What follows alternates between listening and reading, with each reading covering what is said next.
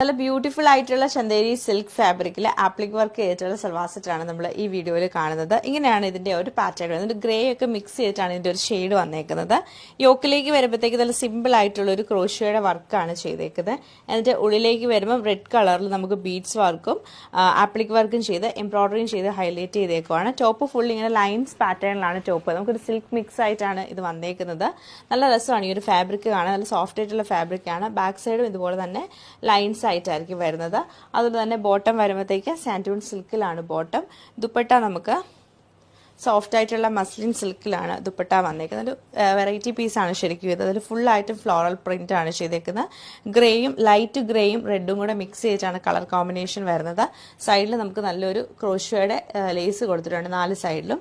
ഇങ്ങനെയാണ് ഇതിന്റെ ആ ഒരു പാറ്റേൺ നമുക്ക് വന്നേക്കുന്നത്. അപ്പോൾ നമുക്കിതൊന്ന് ഡീറ്റെയിൽ ആയിട്ട് കണ്ടുപോക്കാം. ഇങ്ങനെയാണ് ഇതിന്റെ ആ ഒരു പാറ്റേൺ വന്നേക്കുന്നത്. നമുക്ക് ലൈൻസ് പോലെയാണ് ടോപ്പിൽ വരുന്നത്. എൻ്റെ യോക്കിലേക്ക് വരുമ്പം ആപ്ലിക് വർക്കും എംബ്രോയിഡറി ഒക്കെ ചെയ്ത് ഹൈലൈറ്റ് ചെയ്തേക്കുവാണ്.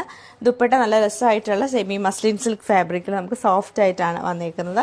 ഫുള്ളായിട്ടും ഈ ഒരു പ്രിന്റ് വന്ന് ക്രോഷ്യയുടെ ലേസും കൊടുത്തിട്ടുണ്ട്. ബോട്ടം സാൻഡൂൺ സിൽക്കിലാണ് പെയർ ചെയ്തേക്കുന്നത്.